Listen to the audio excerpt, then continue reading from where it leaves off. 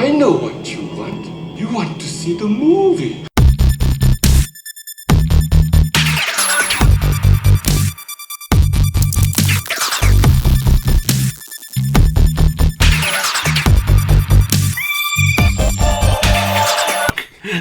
Now we're just doing Doc Holliday from...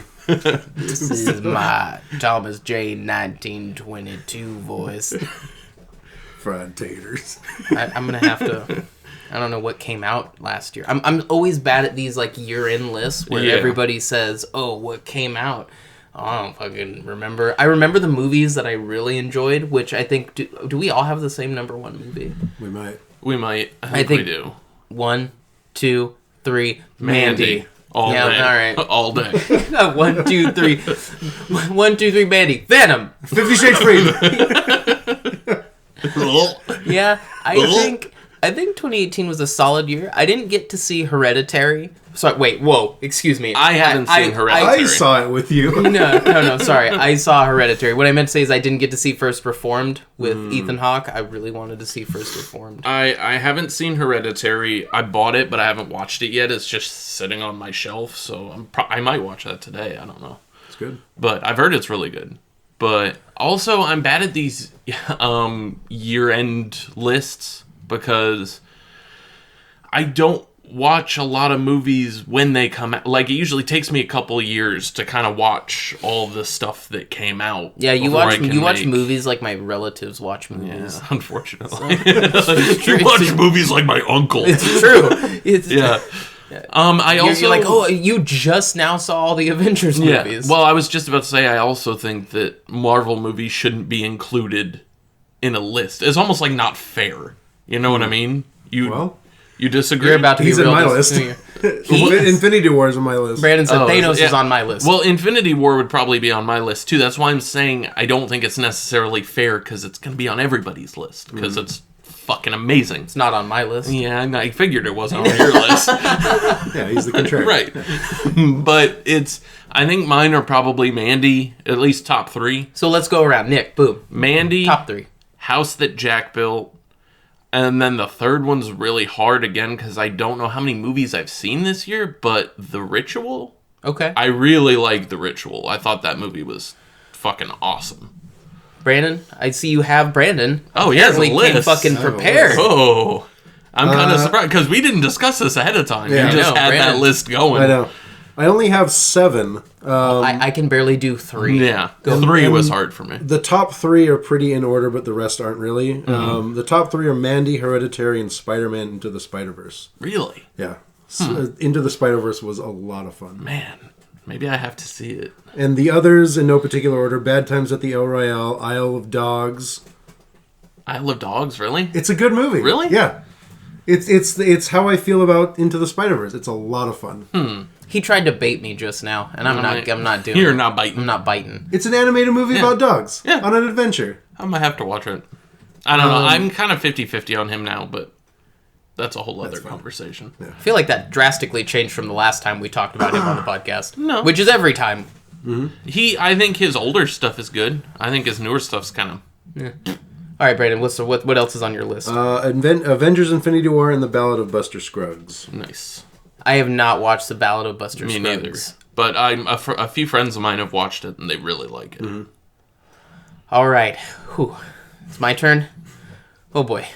You can use my list. Let me just copy Brandon's list. Not wanting to jump in and cut anybody off, but Bad Times at the El Royale is on yours? Because that's like my number 1 movie I need to watch. You just did that thing where people go, I'm not to be a dick, but I'm about to be but I'm going to be a total dick. Yeah. That's like my number 1 movie to watch right now.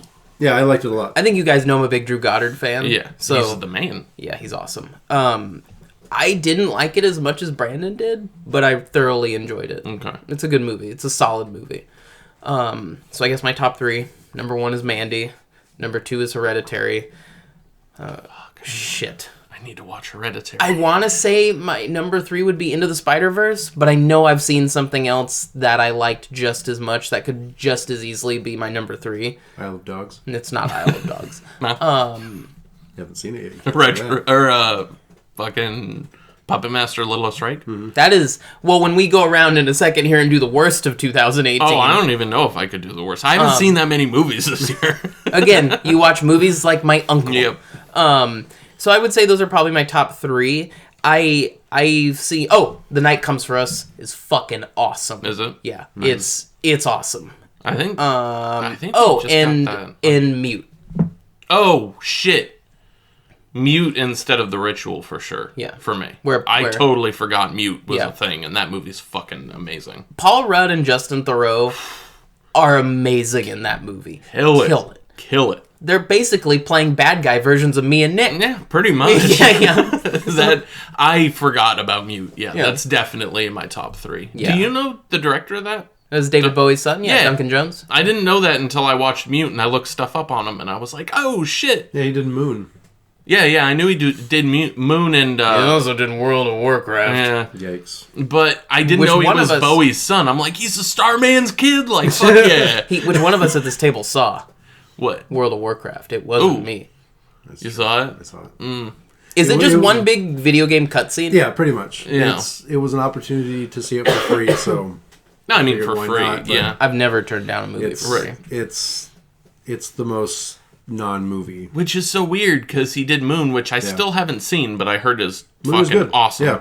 And then he did Mute, which is awesome. And then he did Wow. Yeah. Wow, the movie. Wow, the movie. Well, like, I think what, dude? I think World of Warcraft came before Mute. Yeah. So Yeah. I think that was kind of his like exploration to like, okay, I'm going to try a blockbuster now. I'm going to do a big studio And he's movie. like, oh, never mind. Yeah, that was his one for me, one for you. Yeah. Yeah, for the studios. I tell you what, I started my 2019 with Aquaman. Yeah. Is very not good. See, I've heard... What did you think? I was not invited. Oh, okay. Anytime I see a movie without Brandon, he says, I wasn't invited. I got it. It's true though. Yeah. Because God forbid I see a movie with my girlfriend. Yeah. Yeah. Well, Yes. God forbid. one of those people you've been seeing movies with for a lot longer. Oh boy. Just saying. Wow. Someone at this table Wow. he's been seeing You know movies what? Wow. with even longer. Oh wow. I get saying. a girlfriend. I get a girlfriend and all of a sudden everybody just fucking throwing shade at me. Yep. Everywhere. Y'all are just Shade. You're bukkake-ing me with No, shade. Shade. See, he went Spider-Man, I went Captain Boomerang. There you go. Why? Shade. Of all the characters. I don't know. Captain Sticking with the Boomerang? DC theme. Yeah, all right. I'll give it to you. So the worst movie of 2018 for me was probably Puppet Master: The Littlest Reich, Yeah. which is a piece of shit. That's probably my That number movie one, too. sucked. Yeah. Or runner-up, Venom, Yeah. which was also god-awful. Brandon? If you would have asked me right after I saw it, I would have said House that Jack built. Really? Yeah, but it's grown on me a little bit. Interesting that two people at the table that have very similar tastes, one it's in their favorite and one it's in their least Yeah, favorite. I guess it's just one of those movies. Yeah. It's a pretty divisive film, I feel Yeah. like. I just have I don't have very much tolerance for the for his particular musings. Sometimes. His particular brand of pretension. Yeah. I was talking to you about this yesterday. I liked a lot of things about it, and I thought Matt Dillon did a brilliant Yeah. job, but I feel like I'm watching a movie about Lars von Trier. Yeah. And I don't like Lars von Trier. Fundamentally, as a person, I can't fucking stand him. That's kind of what all his movies feel like to me. It's just like, okay, well, here's Lars von Trier putting himself in another situation, but it's actually characters, and it's not really, And the movie really starts for me, if I'm being completely honest, the movie starts for me at the end of the last chapter and going into the prologue, when he actually builds the house. Yeah. Spoiler alert. When he actually builds the house made of people, that is when I started getting super into the movie. Yeah. Because everything and then before there's it, a little bit after it, and then over. everything before it is just serial killer shit I've seen before. Yeah. And I addressed that on the last episode. Right. So, what's your worst movie of 2019? Probably Puppet Master: Littlest Reich. And that's coming from us. We're big Puppet Master yeah. fans. Well, from I love 1 the through 3. day. I like 4 and 5 as far as being like fun. Don't make that face. They're fun. First he comes into my home and says he doesn't like Fulci. Now he comes in here and says he likes Puppet Master 4 and 5. I like them. I don't shit. love them. Oh, shit. I love Puppet Master 3. That Master movie's my fucking jam. Yeah. And I think probably the best of the series. But Well, okay, let's not be crazy. well, But yours is what, 2? 2. Yeah. So that's so thank you for tuning in to our wrapping up the year in movies. Goodbye, and this is now our format. Well, you know what, guys? It was a pretty good year for some solid movies, and all right. Anyway, I don't have a segue today, so I'm just fucking diving right into it. You could have done something. You didn't try. Wait, you know what? I didn't try because every other time I do it, you fuck it up. I derail it. Derail it. Well, yeah, that's you even why... managed to derail a non-segue. He did. I did. Yeah, so I did derail it. Fuck you. Boomerang. All right, welcome back to the Real Obscure Podcast. I'm Anthony Champagne Trevino, and sitting right next to me is who? Brandon Talking Pie Freeze. And right across from me with a sick Vision shirt that he probably bought from Target is... No, it was a website. Nick's Sedimentary Rock. All right. I got one more. I got one more. I'll be in the car, dudes. You live here. Yeah, exactly. I'm choosing to just live in my Just car sit in your because car you're here. until I leave. Until you vacate the premises. And so today we're doing a director dissection. We're going to do one of these every 6 episodes? 5 to 8 episodes, somewhere in that range. And it's a little bit different than our usual format of covering a movie, and we just thought we'd talk about directors who don't get as much kind of credit or recognition that we feel. Well, okay, let's take a step back. Because that's wrong. Yeah. That's emphatically wrong. Directors that put out work that can be seen as niche or controversial or off-kilter. Offbeat, not as well known as, say, a Spielberg or J.J. Abrams movie. Who? I was trying to think of something witty to come back with. I had nothing. Har, Brandon. You're the funniest one here. And yeah, so that's what we're doing today. And today our director dissection is on Todd Solondz. Todd Solondz. I just want to see Todd Solondz standing in a dark room with his kind of like dead expression with lasers going off. Smoke machines. a big screen behind him with explosions. By God, it's Todd Solondz! Running down to the ring. Everything that is the antithesis of Todd Solondz. Well, imagine he'd just be like, thank you. Yeah. Thank you. Thank you for rather that introduction. Big introduction. Thank you.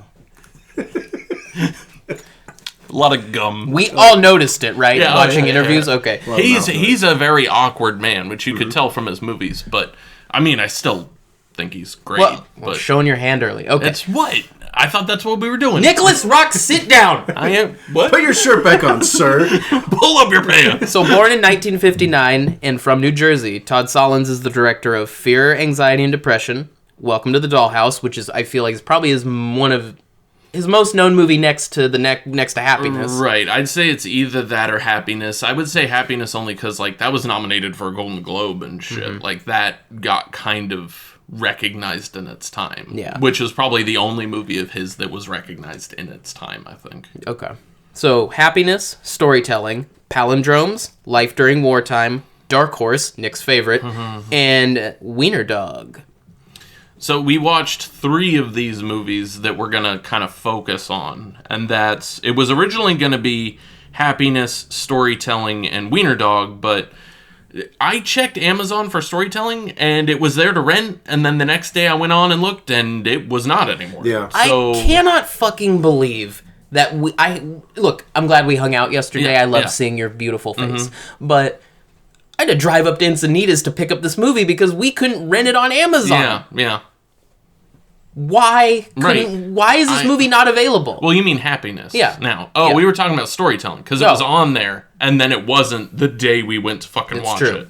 Which is weird, because, I don't know. So instead of Storytelling, we watched Welcome to the Dollhouse, Happiness, and Weiner Dog. Which I honestly feel like probably Welcome to the Dollhouse is a bit of a better idea, just because it does provide kind of a jumping point for the later movies. Right. Well, it was his first. I mean, there was Fear, Anxiety, and Depression, but that was more like the movie he made in college. Yeah, which is a little different. And Welcome to the Dollhouse is the movie that I think really solidified him. Yeah, it kind of blew up at Cannes. It was his Reservoir Dogs, essentially. Yeah. And I've known of it forever, but last night was the first time I'd ever seen it. Like, I had seen pieces when I was younger, but I hadn't seen the whole thing until last night. So what's Welcome to the Dollhouse about, Nick? It is about a girl named Dawn Weiner who is a dork. Kinda. Like, I mean, she doesn't even really come off that nerdy to me. But I mean, she seems like anyone that was growing up in the 90s. Any awkward 11-year-old girl in the 90s. Or just any 11-year-old, like, kid. Yeah. Like, you didn't know how to dress back then. When I say awkward 11-year-old, everybody was awkward at 11-year-olds. Of course. Like, and I think that's one of the reasons that this movie resonates with a lot of people, and I think that's why it worked as much as it did. Because that's a miserable fucking age. And everybody knows it. And you're just weird. And you're hitting puberty and kind of coming into your sexuality. But you're still so young that you don't know what the fuck anything is. Like, it's just a miserable time to be a human. Yep. And I think that he really captured the feel of that in this movie. But it follows her and her trials and tribulations through middle school, getting picked on, bullied. Then she meets this other guy that she goes to school with, and he's kind of like a punk, I guess. Like he's like a cool skater dude. He's kind of like a burnout skater guy. Yeah. Burnout skater. He's dude like a JTT type. Well, just without the pretty boy. JTT. Well, he's got that skater boy vibe. He's just not pretty. I mean, I guess I don't picture JTT going up to a girl in a movie and going, "I'm gonna rape you." But did you picture Dylan Baker saying, "I would jerk off instead of fucking you"? Only because I've seen that movie. But they kind of develop a relationship, sort of. But she's in love, in air quotes, with a member in her brother's band, some older high school guy. Who is definitely like 27, I feel like, in this movie. It's a fucking Eric Mabius. He's been in a bunch of shit. He was like a regular on Ugly Betty. I think he was in like fucking 100 episodes of it. This Welcome to the Dollhouse is full of faces where I have to go, who's that? Yeah, like I know that you, face. but because it's before they did anything. Like if you go to the IMDb trivia, it's like this is Heather Marazzato, whatever her name is, her first movie. It's the fucking Brandon guy's first movie. It's the band guy's first movie. Like this was their first movie because it was an independent movie that didn't have any money, so they just found good unknown actors. Yeah. And I mean it worked out for them in the long run, but so just broad strokes, that's pretty much what it's about. Yeah. And then her sister gets kidnapped at one point, which is bizarre little it was a little weird. That's a weird B plot. Yeah. That just kind of came out of left field in the last third of the movie. It was like, wait, why? What? It's one of those movies. Is this what the movie is? Because this is a late in the game. Well, I feel like we need to establish that there's a kidnapper in the first part of the movie, not just later. Do they? What? Who? What kidnapper in the first? The guy who kidnaps the sister. Oh no, he doesn't show up until the anniversary part. No, that's what I'm saying. Is we start that storyline way too late in the movie. Right.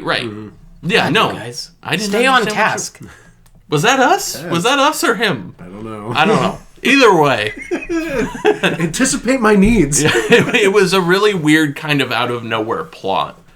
But I mean I don't know. Are we doing spoilers? I mean, our whole show is spoilers. Yeah. So they wind up finding the sister. Real quick public service announcement for this podcast. You're always going to get spoilers, and that's the way it's going to be. Right, okay. If you don't like it, don't turn it on.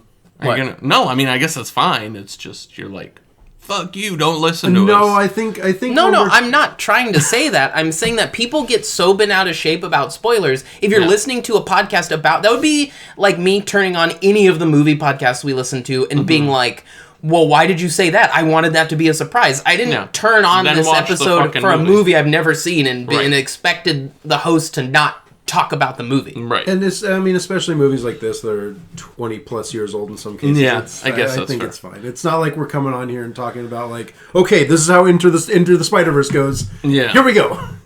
And so they wind up finding her sister. Just saying, and don't turn it on. Just saying. All right, man. It's all right. Trigger. Are you one of those? What? Fucking spoilers. No. Are you one of those? I really wish you didn't tell me about the movie. I just wish you hadn't told me that part of the movie. Now I just can't enjoy that part of the movie. Yeah. You one of those? You one of those? Maybe. I thought so. Why is this happening? I don't know. So they find her sister. She winds up being okay. One of the neighbors took her and was being weird, but they never really, like, he was videotaping her doing ballet or something. Like, it wasn't even it was just a weird thing that happened. It's a creep thing without being full-blown, like, rapey. Yeah, it's just super creepy. Right. And so that's kind of basically the whole plot.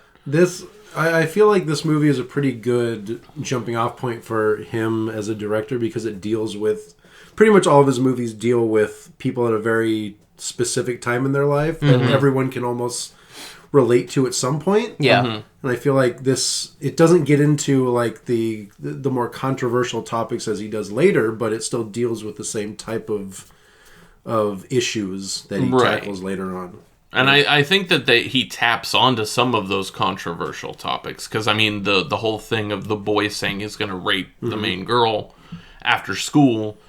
And it's kind of a weird thing where it's almost like, I mean, they know what rape is, but it's almost like he's playing a bad boy. And he thinks it's almost like they're playing pretend. Look, it's kind of weird. No, I don't think he realizes just the implications of that word. Right. It just sounds like an intense word to use. It's like using the FAGGOT word when you're a dumb idiot in high school. Right. And you don't really realize it until you get older. Like, oh shit, I'm an asshole. Yeah, that's not cool. Yeah. And that really goes along with kind of that period in someone's life is like, yeah, I'll just say this because it sounds brutal, but like Anthony said, you're not really taking into account what that means. You don't think of its definition when you're saying it. No, you're looking for that intense reaction because you're Lord of the Edge. Right.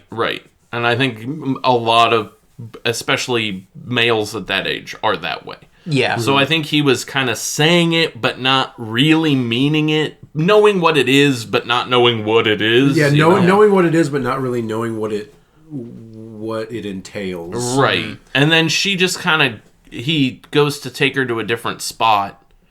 And she just kind of goes along with him, and it turns into them just kind of hanging out. Yeah. Mm-hmm. And she's like, well, are you gonna rape me? And he's like, nah. And it's just like they're just kind of friends now. Like it was almost like them playing adult. Mm-hmm. Like they think that this is what adults do, and it's like that's fucked up. But obviously his movies do that. Mm-hmm. Yeah. So, but there's another character from the very beginning that is like up her ass all the time. Ralphie, the other girl. Oh, the other girl. Yeah. Well, because she's interested in Brandon, right? Mm-hmm. And she's like, "You're gonna shit in the bathroom. You're gonna shit in front of me." And I'm like, what is happening? That is the strangest power play anyone's ever done. That is a weird bully move, though. That is a deep psychological attack for someone her age. Yeah, right. You didn't come in here to wash your hands. Yes, I did. You came in here to take a shit. No, really. I don't have to go. My hands were just dirty, that's all. Liar. I can smell you from here. Please let me go. First, take a shit. But I'll be late for science. Well, you're not leaving until you do. I have power over you. You're gonna shit in front of me, and I'm gonna watch. Just because I can make you do it. Right. You can't leave this bathroom until you do. Right. Yeah, that. Remind me to do that to Brandon later. Just push him in the bathroom. Take a shit. I also thought the family dynamic was really interesting because it's kind of classic middle child syndrome, where the son they like enough. He's kind of a fucking Von Dweeby, but he's like he's a future Hugh. Yeah. Well, no, a future fucking nerdlinger from Caligari. Let's not Hugh shame. Let's not get into that again. All right. but the parents seem to kind of favor him and the youngest. They really favor the youngest. And it's funny because I was watching this with Megan, and she'd seen it a bunch of times, I guess. But one of the things she said was, I forgot how much I hate the youngest sister. Like, she hates the youngest sister with a passion. And I'm kind of like, why? Right. Like, the little sister doesn't, like, Dawn hates her. But she doesn't really do anything through the whole movie. But Megan apparently, like, she's like, I hate that girl. And I'm like, but why? Like, the whole time I was watching it, I was wondering, why does Dawn hate her sister so much? And then Megan's like, this little bitch. And I'm like, wait, what? Is Megan a middle child? Yes. Oh, maybe. Oh, maybe. Yeah. I don't know. That But might she be. likes her siblings. Hey, man. I don't know. That seems like a very strange quirk. Yeah, no, she was like, I really don't like this little girl, and I didn't, because she doesn't really do anything. Yeah, she just kinda kind of dancing does and- ballet, and Yeah. like occasionally she'll do one or two things where she's kind of a shit, but everybody in the movie does. In fact, Dawn does more shitty things than the little girl does, but Yeah.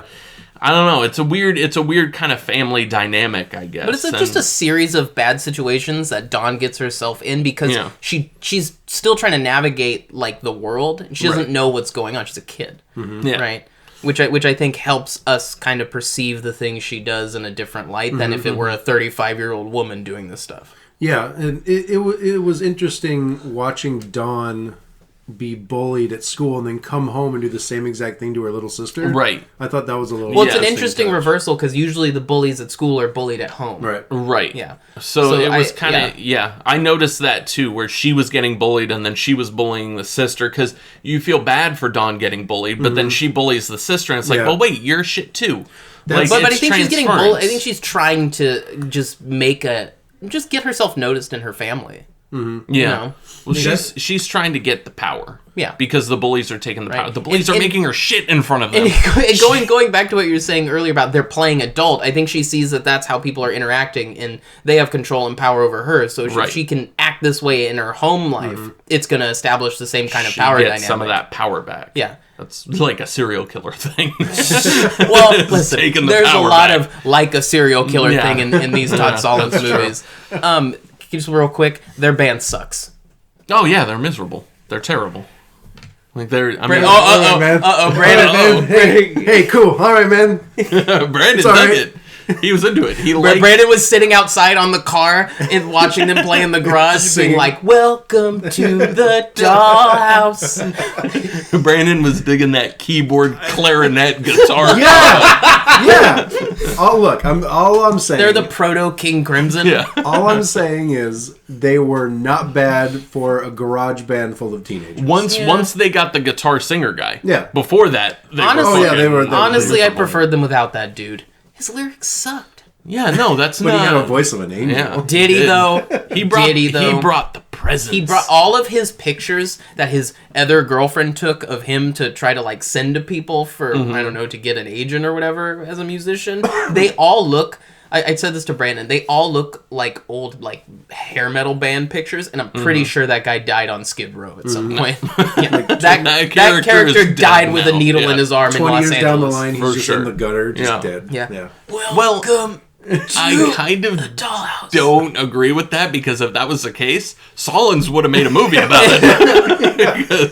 No, not the real actor. No, I know that character, because he character, yeah. revisits his characters a Yeah. lot, and someone dying in a gutter of a heroin overdose is right in Solondz' Well, wheelhouse. Solondz, you're welcome.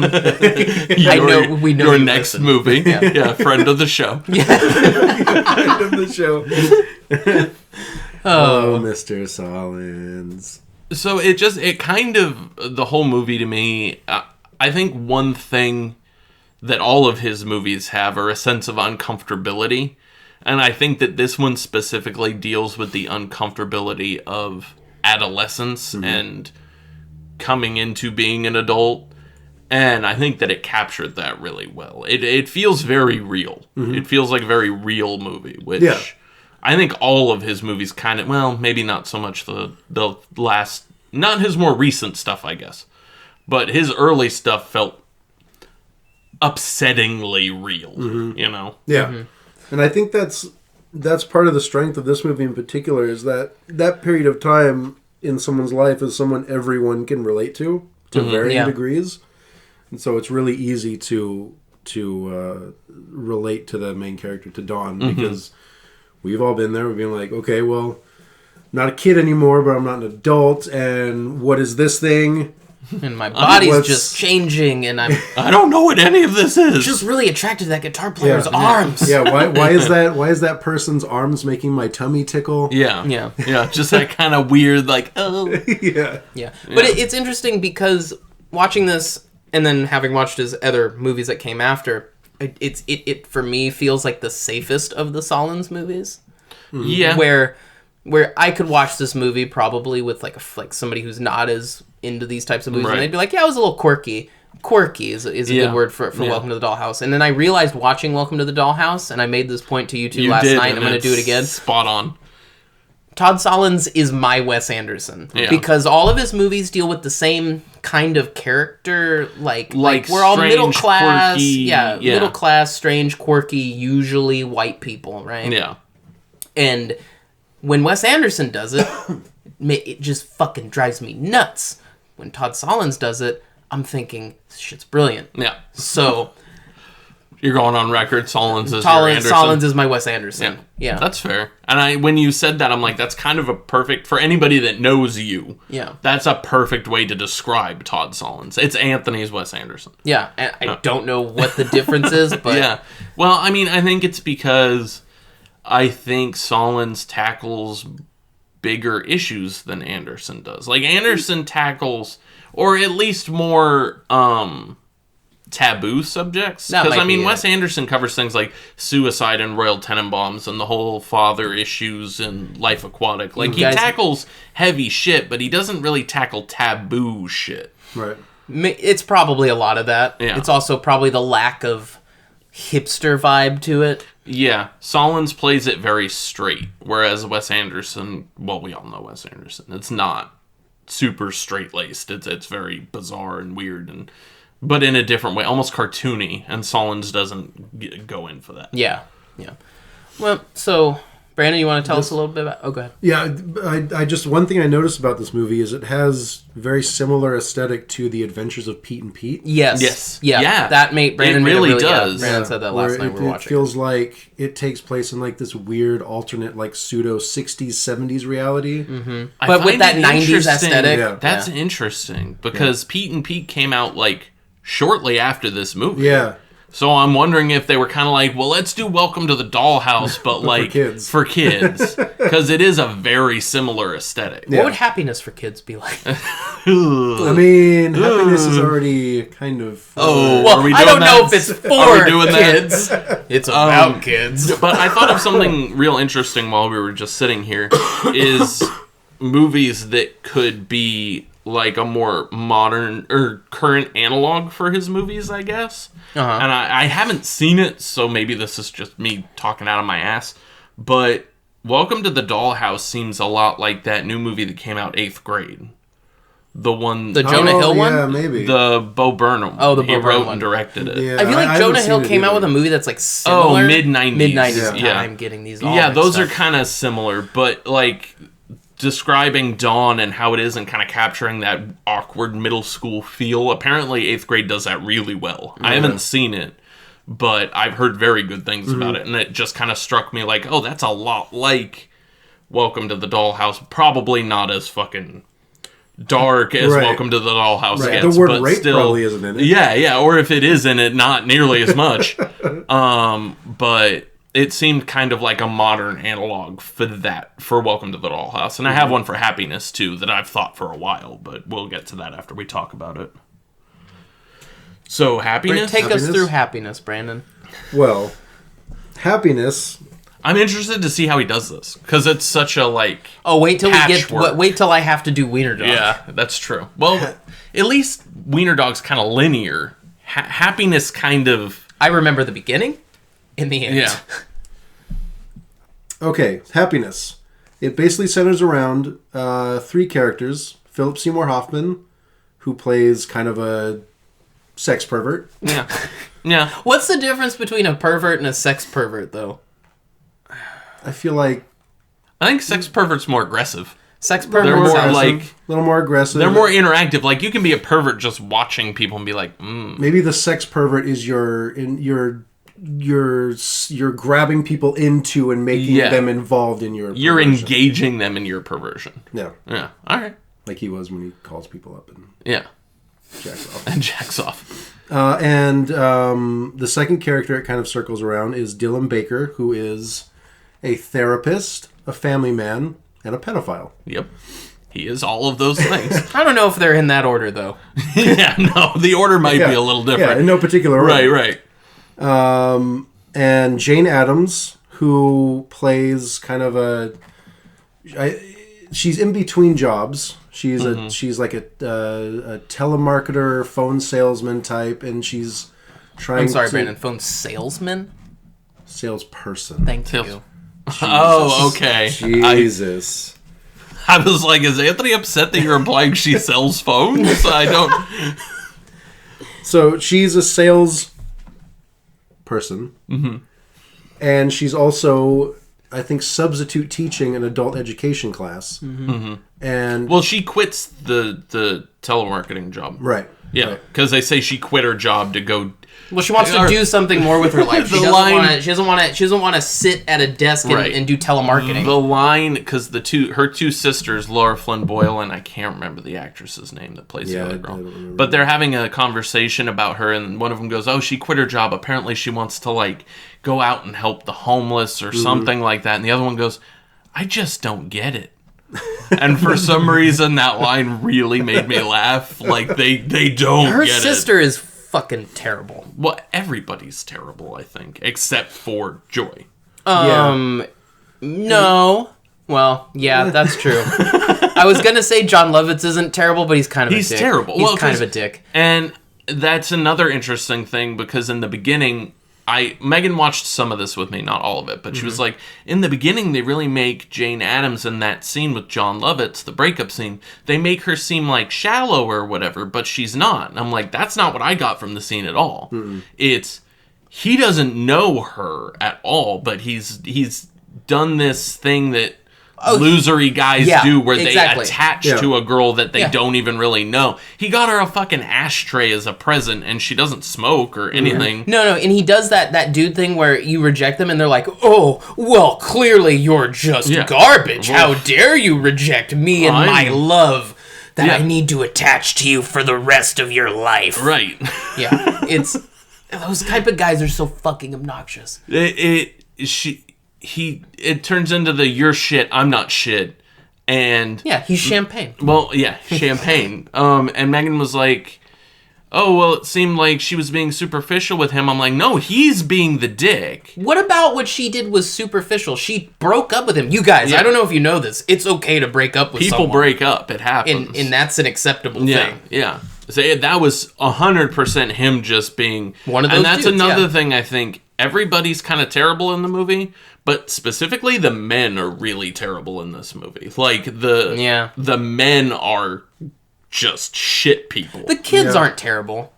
I mean, yeah, but that also might kind of play into the innocence of youth sort of thing. Like, you don't become a shitty guy until you're a man. When you're a boy, you're not a shitty man. You're a boy. But when you become a man, you're a shitty man. Because every male in this movie is just reprehensible. Except maybe the Jane's dad. He's not really... Well, even he's kind of a piece of shit. I mean, I don't know. I mean, well, the whole dynamic between him and his wife, and them having her calling and saying your dad wants to divorce me, and him saying I didn't say that, is a really interesting dynamic to watch unfold throughout the rest of the movie, because he cheats on her after she asks him to sleep in another room. Well, I don't living even know room. if that counts as cheating. They were split up, or they were separating, or that was whatever. But I think he's one of the more interesting characters, and I think it's a movie full of interesting characters, and I think people will find the character that they find most interesting or pull things from it. And I think that his wholeness is very interesting. Like, she keeps going, "Oh, it's somebody else. You're in love with someone else." He's like, "I'm in love with nobody." And just want to be alone. Yeah, and then he has sex with the woman, and she's like, "Don't feel guilty." He's like, I don't feel anything. And then the doctor tells him, like, oh, you're going to live to be 100. He's like, really? Like, I got another 30 years of this? Super cool. And the doctor's like, just stay away from the salt. And then the very last scene of the movie, he's salting the shit out of his food because he's just done. Yeah. He's checked out. But I thought that was, his character was very interesting to me. And always has been. I think for me, the only character that's really kind of not redeemable, but kind of you can feel bad for them is Joy. Yeah. Because she is just trying to help. She's naive. Yeah. But she is cripplingly naive. Yeah. Like, she can't even life because of how naive. But look at all the people that surround Joy. She's constantly bearing the brunt of all their bullshit. Yeah. Like, the only thing she has is her music. Yeah. And her shit job, which she quits to go try to do something else. And even when she gets there, the people who do work there are like, no, fuck you, you're a scab, we want benefits, you're just a nobody. Yeah. And that's something you don't really...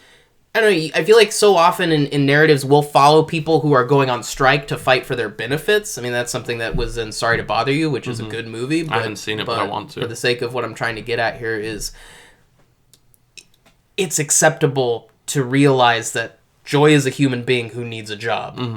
And this is her opportunity to have that job. She shouldn't have to not do that job because you're not getting your benefits. It's another person's life unfolding. And I just think that dynamic's really interesting, too, to me. Because it doesn't work out for her there, either. Nothing works out for anybody in this movie. Like, it does not work out for anybody. It's true. But, I mean, we kind of derailed your synopsis a little bit just because there's no single narrative. It's just kind of a hodgepodge of a bunch of different kind of broken people trying to find happiness. That seems to be the underlying theme. Everybody's trying to find what's going to make them happy and what's going to make them fulfilled, and they all fucking fail at it tremendously. Yeah, I think the best way to kind of discuss it is just through like the main vignettes. Is just which is interesting because the characters that you laid out are not the characters that Solondz himself refers to as the main characters. He says the sisters are the main characters, and everything else kind of revolves around them. But I think the characters of Philip Seymour Hoffman as Alan and Dylan Baker as Bill are so different. Like, they stand out so much. If anybody's seen this movie like 15 years ago or whatever when it came out, 20 years ago, they remember those two stories because they were the most shocking. Yeah. But also, that's another thing with Solondz. A lot of his shit is shocking, but I don't feel like he does it to shock. Well, we'll get into that a little bit later. I think that's an important part of him. So my buddy saw this movie when it came out in theaters, and he had no idea what he was seeing, but he was telling me earlier because he saw that I was watching it, and he's like, when I saw this, I had no idea what it was, and I like it, it's a great movie, but people were walking out. Oh, yeah. People just left the theater. And it's interesting that people will stay for super fucking gnarly graphic violence. Yep. And the stuff that happens in Happiness is really bad and uncomfortable. Rough. Don't get me wrong. Yeah, it's rough. But it's just interesting the way that we perceive these subjects as taboo, and then other things are totally fine. Right. You know? So I think watching it, knowing that people walked out of this movie, is kind of like hearing that people walked out of the house that Jack built, and then seeing the movie, and then going, what did they walk out? What, yeah, what are you? the big deal? What part are you walking out on? Right. You know what I mean? I think in because that one there's it nothing, was the kids. Everything that's horrible in both of not the house that Jack built, excuse me. Everything that's horrible in Happiness is mostly implied. Yes. You don't really see it. Right. Like, you know what they lead up to it, and you know what happens, but it's more off camera. I mean, you don't, like, there's a character where Cameron Manheim plays one of Philip Seymour Hoffman's neighbors, and the doorman assaults her, and then she kills him and cuts him into pieces and puts her in her freezer. You don't see any of that. She just you says see her it. kill him. You see her break his neck, but then after that, nothing. You don't see any of the actual rape. I thought she was really good in this movie, too. Her character, like, she's kind of one of the unsung characters of the movie, but I feel like her role was she made me laugh a few times, especially during that conversation, when because she initially tells Philip Seymour Hoffman that the doorman was killed and his penis was cut off. And then she confesses, okay, I killed him. His penis didn't get cut off. I killed him and then cut him into pieces. And then Philip Seymour Hoffman goes, well, then his penis did get cut off. She goes, I didn't want to touch it again. Yeah. And she gets this weird, like, demonic tone to her voice out of nowhere, and that cracked me up when I was watching it. Like, he's able to take these fucked up situations and still find humor in them without being insensitive to the subject matter, which I find interesting. It's a skill, for sure. Yeah. I feel like, gentlemen, we'd be remiss if we didn't... So... We talked about Joy, and we kind of talked a little, but we haven't really talked about is Dylan Baker. Yeah. So, reading trivia about this, I know they approached a bunch of actors about it, and they were like, fuck no, Yep. I'm not doing this. And we were talking yesterday, and I kind of feel like there are two types of people that work in movies. There are movie stars, and there are actors. And I feel like the people that passed on this are more on the movie star side. They're like, that's not going to do well for my career. Yeah. Sorry, Todd Solondz, I'm Will Smith. Yeah, I'm not doing this. But if you're an actor's actor, this is a juicy fucking role. Yeah. Like, it is a challenging, engaging, interesting role to play. And I think Dylan Baker knocked it out of the fucking park. He's great in this movie in that horrible role. I'm not exaggerating when I say I think this is an Oscar-worthy performance. I would agree with that. Like, he took such a repugnant character. I mean, he's repugnant, but it's very under the surface. It's kind of a double life thing. He has the family life with his wife and his kids and all that. He has a successful therapy business. Yes, he's a therapist who's also seeing a therapist, which I love. And then he has this other life where he's a pedophile, a child rapist. And Dylan Baker manages to, I'm not going to say make you sympathize with him, because that's not the right word. He humanizes the character. Mm-hmm. And I think that that's a very difficult thing to do, and do it in a way that doesn't come off as offensive. Well, I think he does it because Dylan Baker's a monster, but we don't see him doing a lot of the more monstrous stuff. There's no scene where he actually, we're not shown him raping his son's friend. Right. He just really wants him to eat that fucking tuna sandwich. Yeah. The closest we come is him driving his son's friend home. Yeah. Where his head slowly goes, but even then we cut before. Yeah, and the kid just kind of passes out. We don't... Is it implied that something happens? No, it's just implied. It's implied that he falls asleep in his lap. Yeah, and he's kind of like... Ugh. Right. But I think that there's a difference between the way Solondz does this type of subject matter and the way someone, like on our last director, Dissection, whose movies are just fucking full of rape. Right. And it's just exploitive garbage. It's haphazardly handled. In this... Well, it's lazy. It's handled by somebody who's not skilled at what they're doing. It's someone... And I think that comes into the Todd Solondz doing things that are shocking without it being shock value. Fucking He Who Shall Not Be Named made movies with rape in it that was just like, oh, look how fucking brutal this is. Like we were talking about earlier. It's that adolescent, immature male mindset where it's like, this is brutal fucking rage. Mm-hmm. And Todd Solondz is like, no, there are human beings that have problems that don't, like, they're sick, and he should have fucking not done what he done, and he should have gotten help, and all these things. He's a human being that is fucked up, that is clearly fucked up and needs help. He knows he's fucked up, and that's the problem. That's where you lose the sympathy angle, because he knows he's fucked up and he didn't get help. Yeah. But he's still humanizing in that he is a person with a problem and he is fucked up and he needs help. And that's not something you see in something like a He Who Shall Not Be Named movie, because it's just fucking brutal. Because you have these little moments where Dylan Baker's like in bed with his wife and she's half asleep. That seems really like powerful. He says to her, "I'm sick." Yeah. He's like, "Will you love me no matter what?" Mm-hmm. And she's like, "Of course I will." He's like, "No, like no matter what. Yeah. He's like, because I'm sick, and she's she kind of takes out of it it. as, And like, take some Tylenol, you'll feel better. Right. Like, that scene really affects me. Like, I think that's one of the better scenes in the movie because it humanizes him, and it also shows his fears of... I think he does love his family. I think he loves his kids.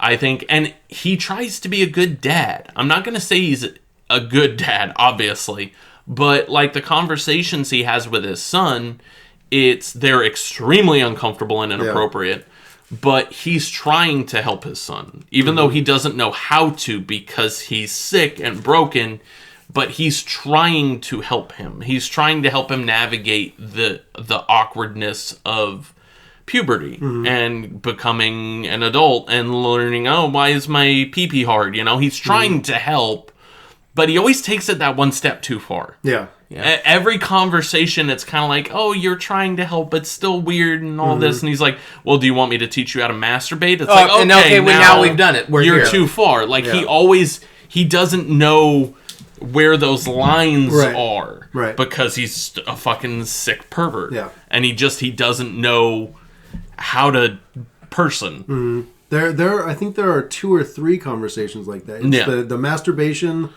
where he says cum a lot. He says cum a lot. There's a lot of cum in this movie. There's a lot of cum in this movie. Podcast trend. Yeah, it's getting there. New Year's resolution. Can we do a movie that doesn't have so much fucking cum in it? New Year's resolution, less jizz in our movies. Well, we'll see. We'll see what happens. We'll do our best. I don't think there's any cum in Angus. I haven't seen it in a long time. I haven't either. And the second conversation he has is like the dick measuring. About size, where he's like, this person at school says he has an 11-inch penis, and Dylan Baker's like, well, so like having a very dad conversation, and then there's the pause, and he's like, want me to measure your dick for you? Yeah, right. Like, he has to know, he's like, oh, it's not length, it's width, and your friend's full of crap. Don't listen to him. And they both kind of laugh. He's like, so that's you want me to measure... That's where it should have ended. And then he's like, you want me to measure your dick? And his son's like, no, measure his own dick. Yeah. And it's like, no, man, like, don't go that far. Yeah. Well, and then the last conversation is... I don't even necessarily want to touch on it too much, because... I think that if we just explain it... Because that scene almost makes me cry. Because, like, because his whole thing is being honest with his son. He's always honest with his son. And then the rumors get around about him being a serial rapist. And the son starts asking him about what he did. And what would he do, and things like that. Now, again, I don't necessarily want to get into specifics, because I think if we say it, it'll take some of the power out of that scene. Yeah, I think it's important that if people do listen to this and want to watch this movie, you should watch that scene. Dad? Yes, Billy. Everyone at school is saying things about you. Who is everyone? Like, kids, everyone. What are they saying? That you're a serial rapist and a pervert. You mean like what they painted on the house?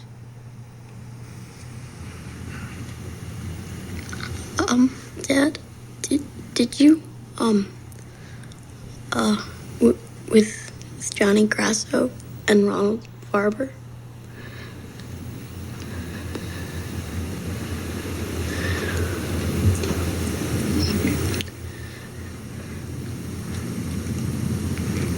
Yes. What did you do?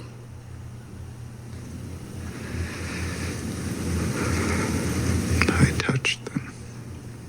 What do you mean, exactly, touched?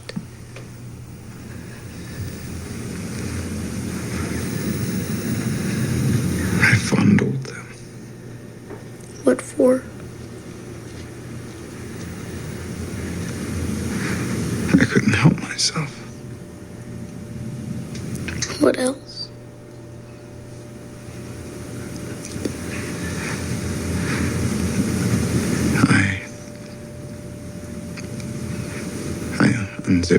myself. You mean masturbated? No. Then what?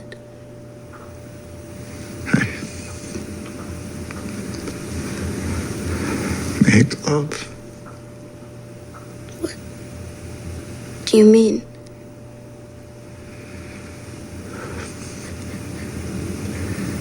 I fucked them.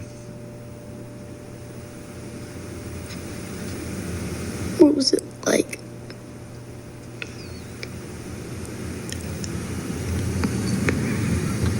It was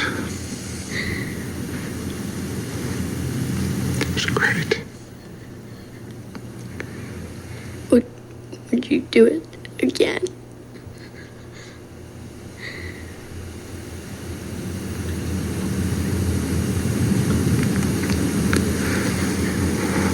Yes. Because the dad kind of starts crying, but he's being honest. Mm-hmm. And his honesty is fucked up. Yeah. Hard fucked up. Yeah. But he's like, I can't lie to my son. And he's trying to do the good dad thing, but even him just saying it out loud and hearing it himself, he's like, I'm so fucking far gone at this point that I'm done. Like, I can't. It's a rough scene. Yeah. And it's impressive that they're able to make such a rough scene with such rough subject matter make me almost cry. Like, it's very powerfully done and very well done and acted the fuck out of by Dylan Baker. Yeah, I cannot express that enough. Well, I think what makes that scene what it is first of all Dylan Baker's acting, but the honesty coming from that character. Because I think in a less adept movie, he would have been like, "Well, of course not. That's disgusting." I never would have done that. Yeah, but he's just. Or he would have been like, "Yeah, I fucked him and I fucked him good." Like he would have gotten like. I think most dads would fucking deny that to the day they died. Yes. I don't think most people would have the ability to really kind of be that honest in that moment. And he's not only being honest with his son, he's being honest with himself. Like he's facing I mean, but shit. he's always honest with himself. Yeah. That's what removes some of the sympathy for that character. Yeah. Is he is a monster. He knows he is.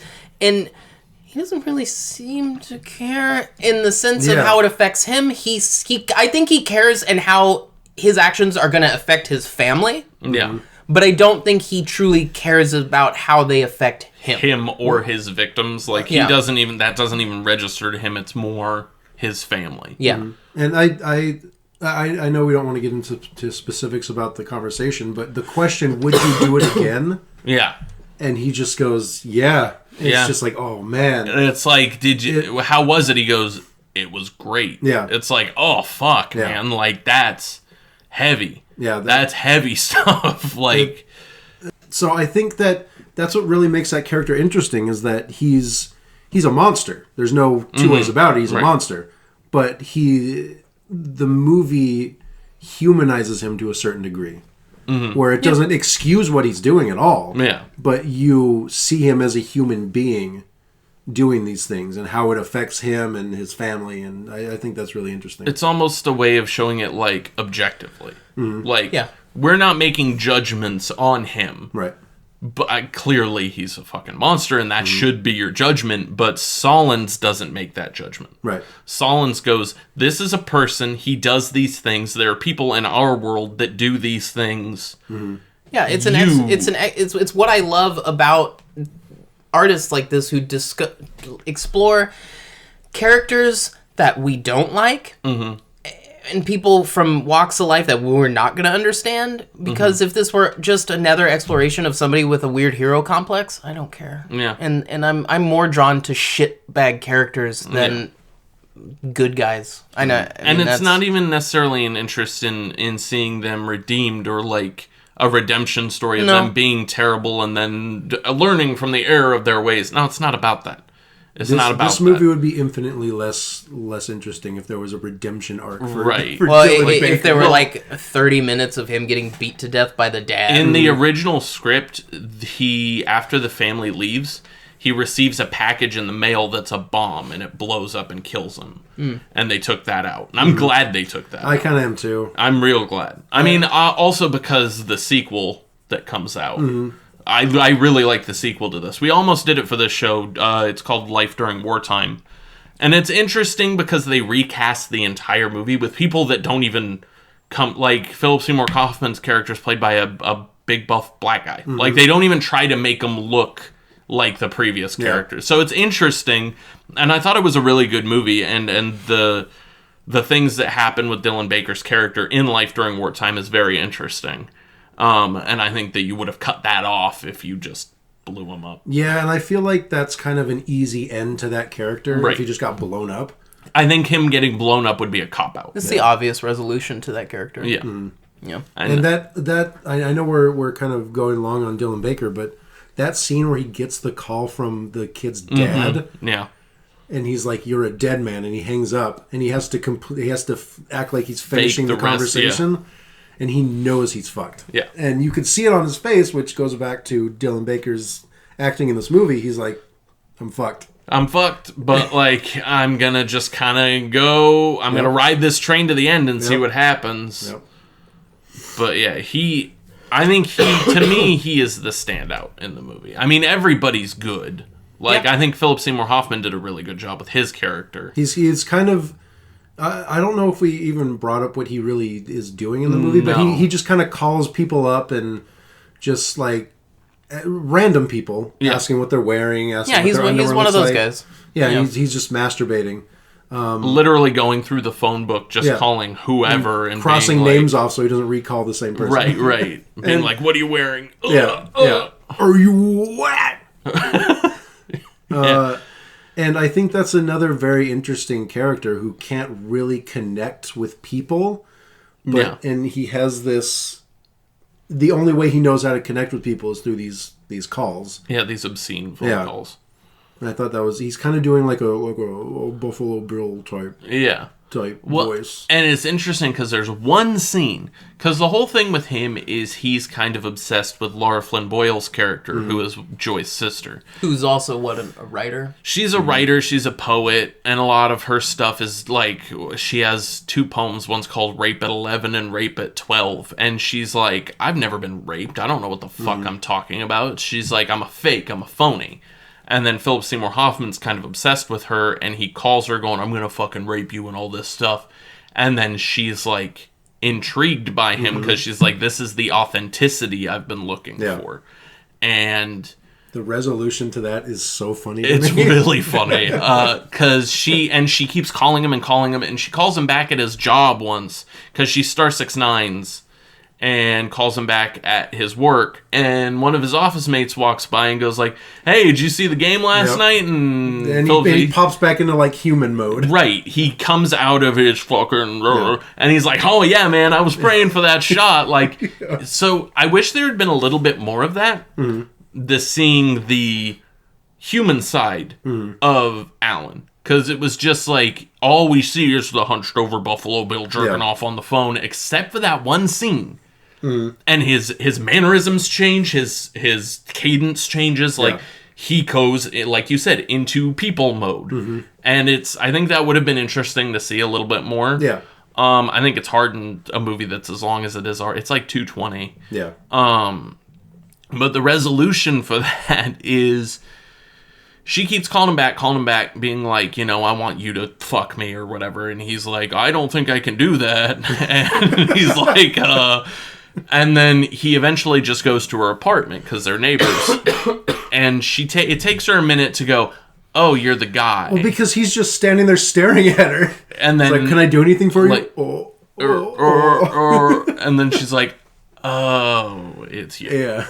And then he kind of comes in and she offers him a seat and offers him a drink, and she sits on the couch like as far away from him as possible, and he kind of like stretches out to touch her, and she's like, this isn't working. It's this really funny like one take long shot of his hand just moving the length of the couch. Yeah. And then right as he gets to her hand, she's like, you're not my type. Yeah. and that's it.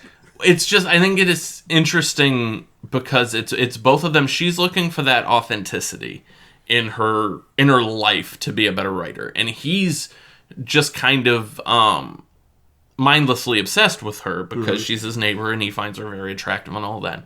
And then when the two connect, both of them are kind of like, this isn't what I wanted. Yeah. This isn't what I thought it was gonna like.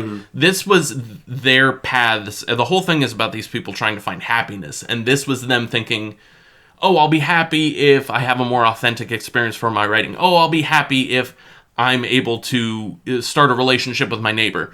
And then when the two connect, it's like, this isn't what I'm looking for. Yeah. Like, they're just unfulfilled by it. It's like, this isn't what I want. Oh, you mean the fantasy that they created in their head and then tried to live out didn't live up to the expectations of the dream that they had concocted? That is go ahead. That stuff works out so often, though. Yeah. No, go ahead. I wasn't saying anything. No, continue. I wasn't saying anything. Okay. So... and I find that interesting because then he winds up going over to the neighbor's house, the girl that cut up the doorman, because they've kind of become friends.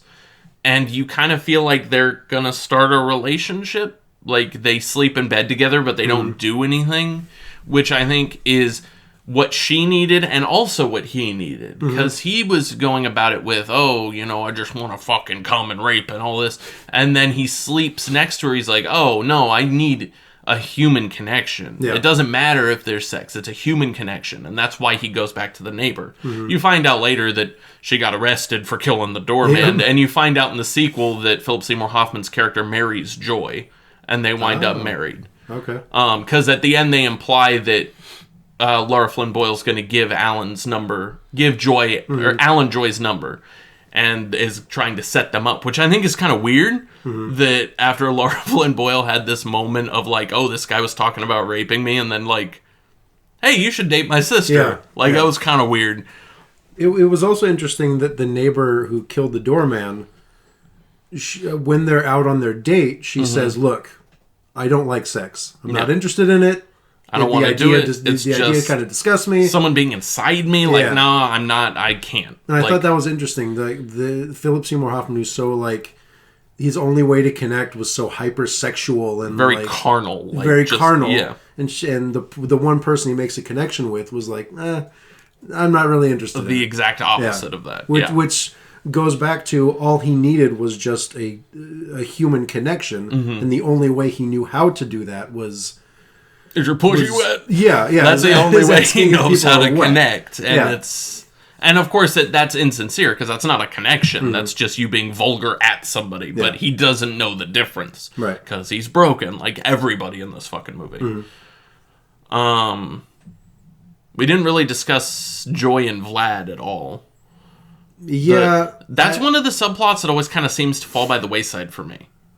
Like, I feel like it's one of the just more sad, just straight sad because she's just being taken advantage. Vlad is a student in her class, and she sleeps with him, and then she takes advantage of him. She takes her for $500. Yeah, and steals her stereo and her guitar. Yeah, and she ends up in his apartment, and he's like, "Okay, I'll give you $500, but can I have my CD player and my guitar back?" And he's like, it's a deal. It's like, wait. Like, that was just kind of, there's not much to it other than just, like, it's sad and she just continually gets fucked over by the people around her. I think the last thing I really have to talk about, I don't know about you guys, but that conversation when she's crying at her telemarketing job. And she's like, so-and-so died, and the character played by Molly Shannon. John Lovett's character, the one that they have the breakup in the beginning, he commits suicide later. And she's crying at her job. And it just kind of like, oh, who was this guy? And then Molly Shannon goes to someone else. Did you know this guy? And then she goes to someone else. Was he kind of Latino looking with acne scars? Like that actor, something. Yeah. And the whole time I'm watching, I'm like, Edward James Olmos. You're thinking of Edward James Olmos. And they wouldn't say the name. And it was just such a funny, absurd little thing where nobody knew who he was. And it didn't matter. Yeah, it doesn't really matter. And then the mom calls her at her job John Lovett's mom calls her at her job and goes, "I hope you fucking rot in hell." And Yeah. Like it's her fault that he committed suicide. Yeah.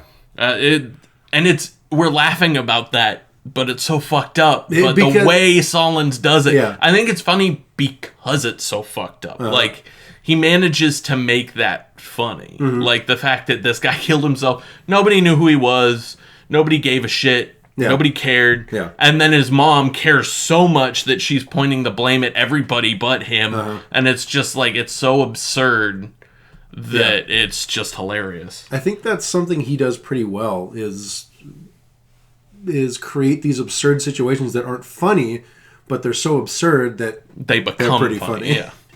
Yeah. Movie 3, Feeling it. which is about a dog. Yeah. I'm going to be honest with you guys. I didn't like this movie.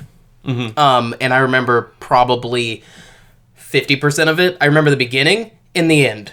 So one of you is going to have to go through it. Okay, I can do it. The last movie we're going to talk about is Weiner Dog, which is his most recent movie. Real quick on Happiness, the modern analog, I think, the movie that's like that now is a movie called Little Children with Kate Winslet and fucking... Yeah, that's the closest, like, cousin movie to it. Right. Jackie Earle Haley does a good job in that He movie, does a real good job. actually. I think everybody does he's the standout, but I think that's a really good movie. We won't talk about it a bunch, but I just wanted to throw that out there as like a companion piece to Happiness. Little Children, yeah. Yeah, good movie. Yeah, it's a good movie. So Weiner Dog is his most recent movie. And it's kind of like Happiness, where it follows multiple characters, but they're more... Well, the through line is the dog. The through line is the dog. The dog is in all of the stories. But each one is more kind of like a vignette. They don't really cross over. It's like 20 minutes is with this person, 20 minutes is with that person. It's like an anthology almost. And... Yeah, because everybody's not interrelated like in Happiness. Right. So. They don't cross over. You don't see these characters in this person's story. They're very compartmentalized. And, yeah, it's mostly an anthology with the dog being the framing device. So the first story is a family that adopts the Weiner Dog. They're just kind of terrible. The parents. The kid falls in love with the dog, and the parents are just kind of weird and awkward and awful. And they say shitty things without realizing they're saying shitty things. Like the mom's talking about how animals aren't as important as people, and they wouldn't even be here if it wasn't for us, which I thought was a weird thing to say. Because, they would be. Well, there would be more of them What's if it weird is the wasn't. dad brings the dog home for the kid because the kid has just gotten done being treated for cancer. And... then the dad ends up treating the dog and the kid like shit anyway. Yeah, like they started with him seeming like he's doing a good thing, like he's being a good dad, and then out of nowhere he's like, "Heel, motherfucker!" Yeah, he's just screaming at the dog to sit down. And he keeps the dog in a cage in a garage. Right. Yeah. So it was just kind of weird that he even had this nice idea to do for his son and how it would be good for him, and then it's like his character flipped completely and was like, "No, I'm just a piece of shit like she is." It was just kind of strange. This is probably my least favorite of the stories, just because it doesn't... The parents leave for a while, they go shopping or something, leave the kid at home alone with the dog. And him and the dog have like a fun party scene where they're like tearing up pillows and being crazy. And then the kid feeds the dog granola bars, and the dog gets really sick. And to the point that, they're cleaning up the dog diarrhea all over the house. And then the next morning, the dad goes into the garage, and the dog is laying down in the cage in the garage with, like, blood shit coming out the back of it. And he's like, "Oh, fuck." And he takes it to the vet to be put down. And, I mean, there's a fucked up conversation with the mom and the son in that scene about the dog being put down, and the kid's really upset. Mom, Yes, honey? what's spade mean? It just means this way we don't have to worry about the dog getting pregnant. What do they do to her? Really, it's nothing. She won't know any different. Does it hurt? No, really, it happened so fast she won't even know what happened. But what do they do to her? Honey, I'm really not sure. I mean, all dogs get this done. Really, it's like going to the dentist and having your teeth cleaned. No big deal. But what if Weiner Dog wants to have puppies? She won't. Believe me, that's a total myth. But what if Weiner Dog's different? Honey, she's not. She's not like you and me. She doesn't think this way. She doesn't think. I mean, she's just a dog. But she has feelings. Oh, sweetheart. I know, and you're right. But with a dog, things are different. A dog is not human. It's an animal. They look to us for guidance. Without us, they wouldn't even be here. And he's like, well, was Dad with her when she was put down? And the mom was like, no, they would never allow that. For people that are fortunate enough to have never had a pet put down, they absolutely let you do that. That's like a big thing. Yeah, I think everyone knows that, Yeah. I feel like. Yeah. And she just was like, no, they would never allow it. And the kid's like, well, then she died alone? And she's like, yeah. And it's like, fucked up. But then we find out, so that's pretty much all of that first story. There's not a whole lot to that first one. So then we find out that the dog went to the vet, but didn't get put down because from Welcome to the Dollhouse, Dawn Weiner is played by Greta Gerwig in this one, is a veterinary assistant, and she kind of like takes the dog and like nurses it back to health at her house because she didn't want it put down. And then she's kind of out and about with the dog, and she runs into Brandon from Welcome to the Dollhouse, played by Kieran Culkin, yeah. And they kind of have a weird moment where they recognize each other and everything, and then they go to Ohio, and he says he's going to pick up crystal meth, but then he says he's joking, but he's also kind of, are you joking? He's definitely not joking. Yeah. Well, but then he goes around and he's meeting all these people and you don't know what's up, and then you meet his brother, who's also in Welcome to the Dollhouse, who's handicapped, and you find out he's been going around talking to his dad's siblings because his dad died from drinking too much. You also see there's a scene where he's doing drugs, and the handicapped brother's asking him, like, you quit drugs, right? You're not doing drugs. And he's lying to his brother saying, yeah, I don't do drugs. Just like his dad lied saying, no, I'm done drinking, because everybody's trying to protect the handicapped brother. But they're just lying to him. This one became more interesting to me because Anthony and I watched this movie first. Right. And it became more interesting to me when I realized that these two characters were from Welcome to the Dollhouse. Yeah. But it's funny to me because I was watching this part and I'm like, why did they try to frump up Greta Gerwig? Yeah. And now it makes more sense that they did that because knowing the character. Yeah.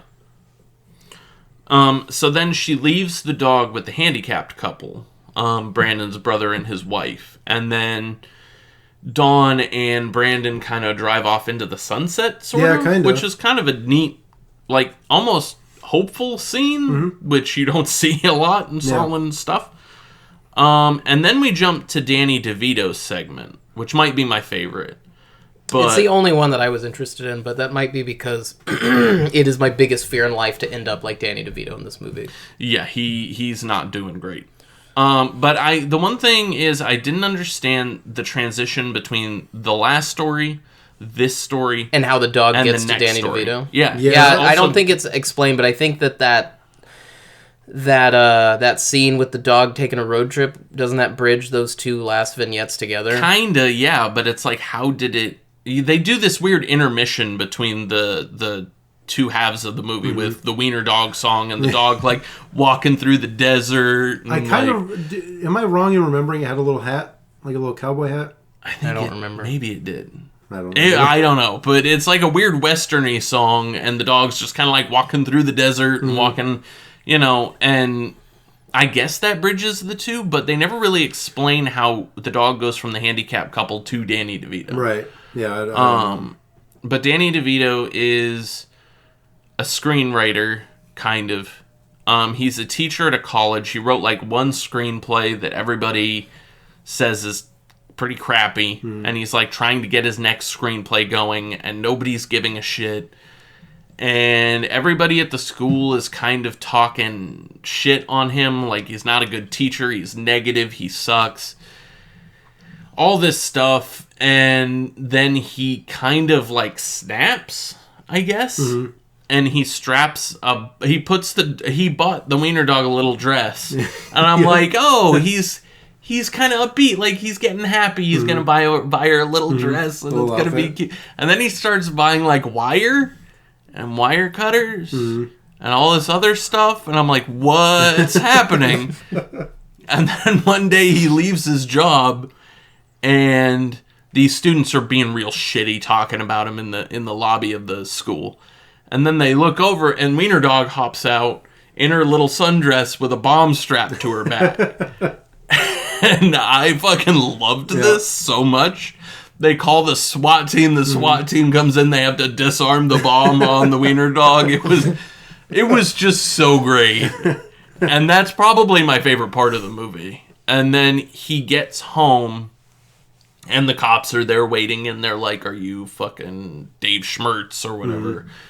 And he goes, what if I am? What then? And that kind of ties back to something he says in school. His big screenwriting technique is, what if, and then what then? Like, you have to have a what if, and then if you do, what then? And it's like the worst screenwriting advice ever, because it's just... It's such a film school professor thing. Right. Yeah. Where it's like, these are my rules, and that's the only feedback I'm going to give you, because that's all I got. Yeah, because I don't know any better than you do, because writing is an amorphous art form sort of thing, and you can't really teach that or give advice on it because it's all subjective. So here's my shit. I'm going to force it on you. Yeah. And that's kind of what he does. In college, I did have a professor like this who directed one movie. I don't remember. It was like The Motorcycle Kid or something in the 80s. And he had the poster in his office, and he talked about it all the time. It's like, cool. I mean, it's cool, but... Come on. Come on, man. Come on. Yeah. I mean, at least your teachers actually had some experience. Ours, we had fucking Amami, or were you in Amamis too? I had Yeah. Yeah. Fuck you, Amami. Fuck you, Amami. You don't know what you're talking about. But it...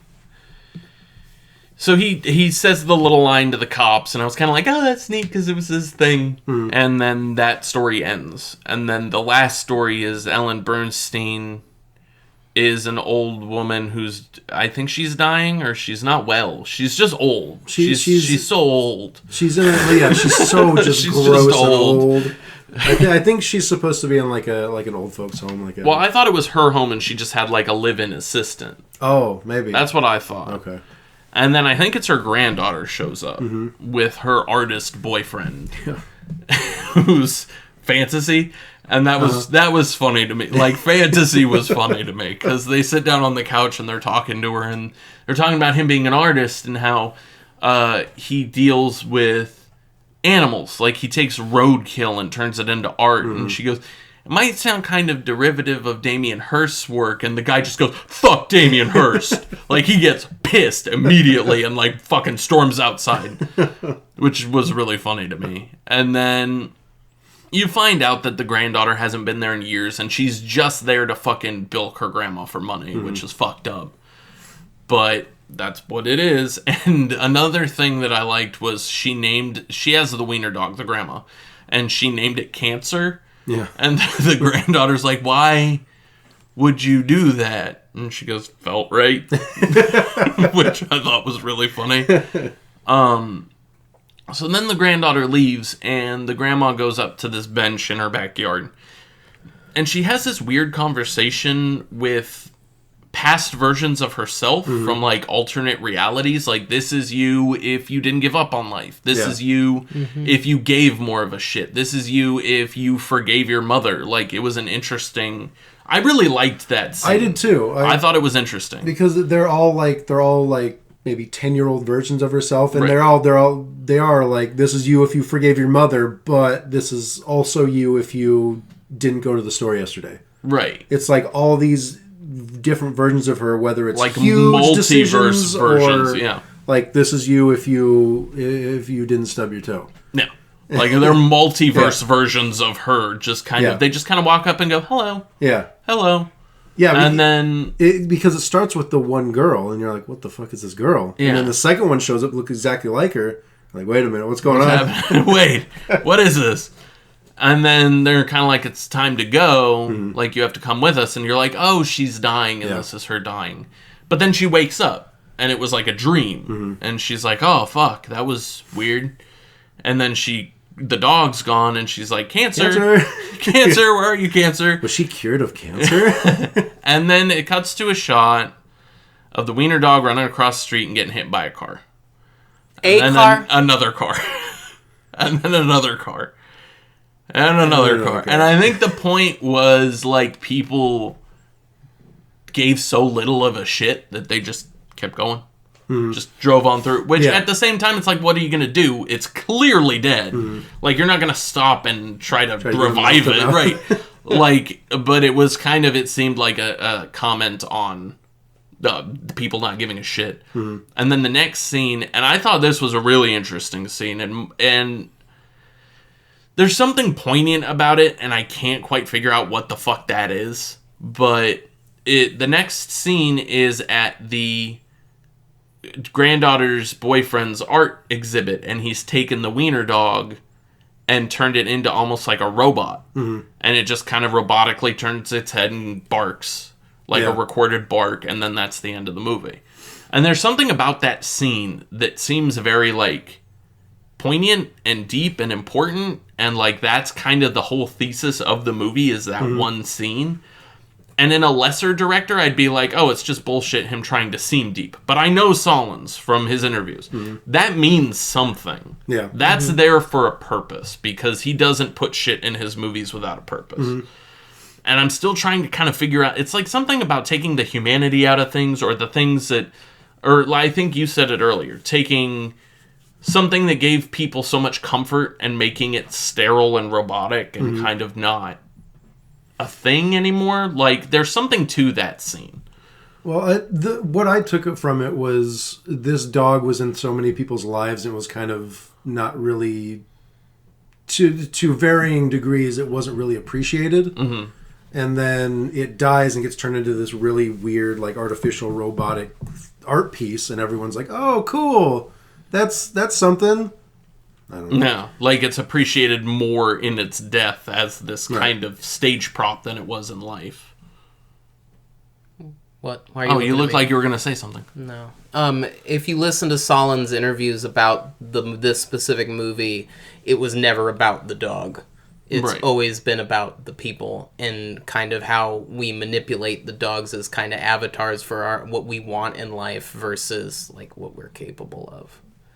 And it's never the whole movie. The dog is just a plot device. Yeah.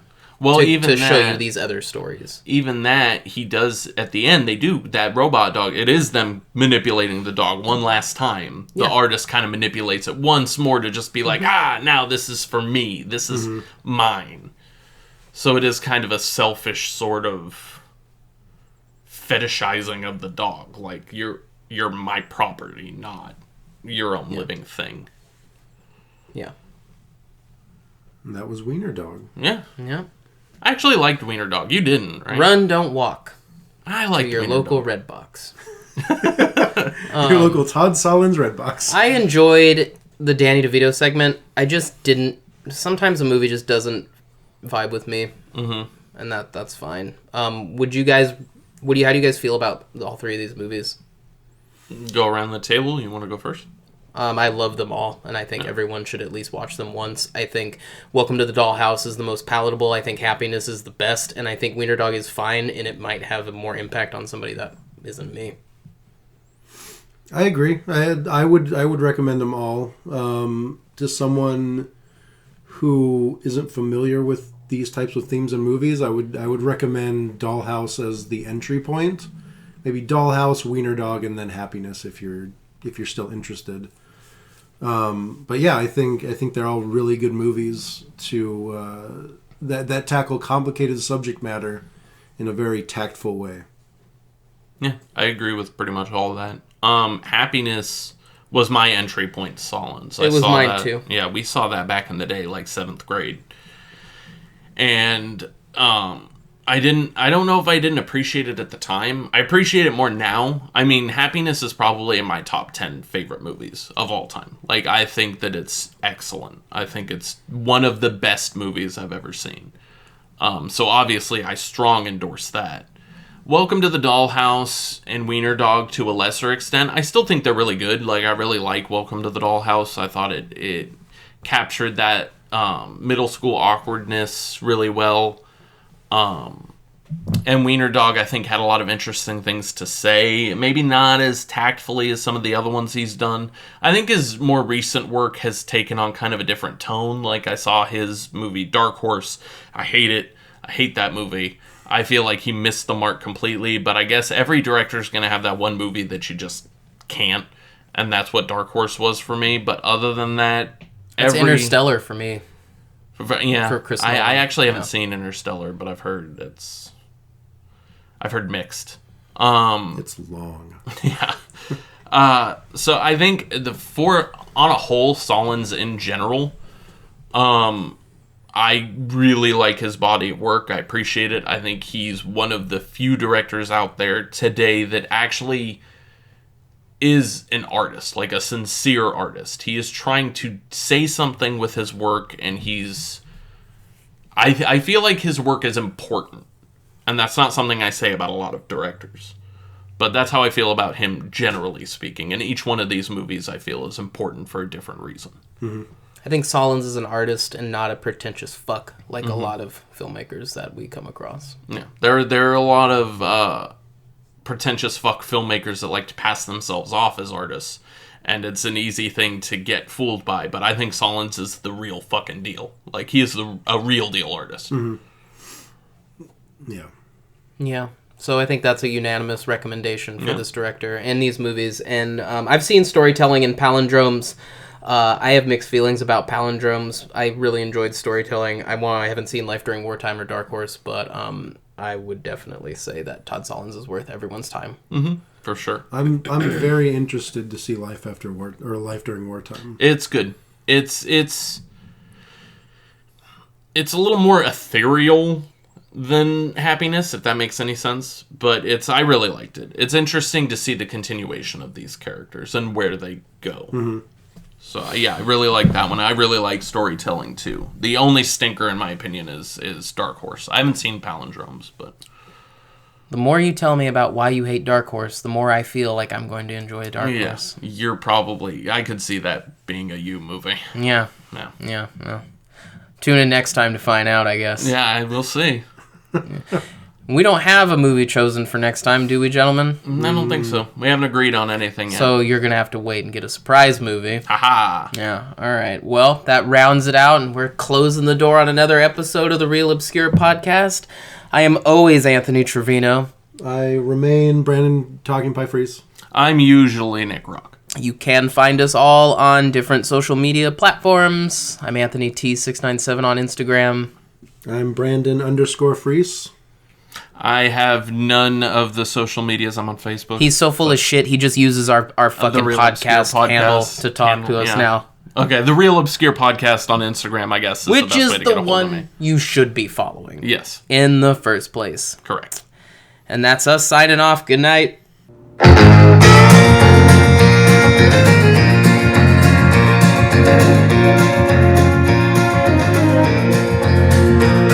Now long ago this land was just a waiting to be found.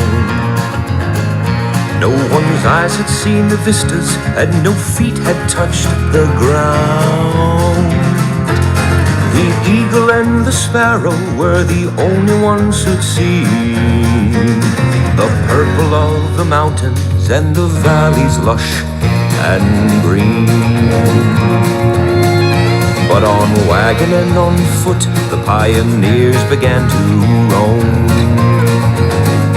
crossing mountains, forging rivers, on the quest to find a home.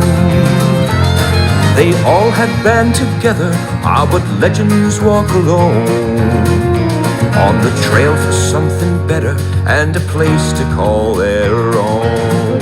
Weiner Dog, Weiner Dog, she soldiers on where angels fear to tread.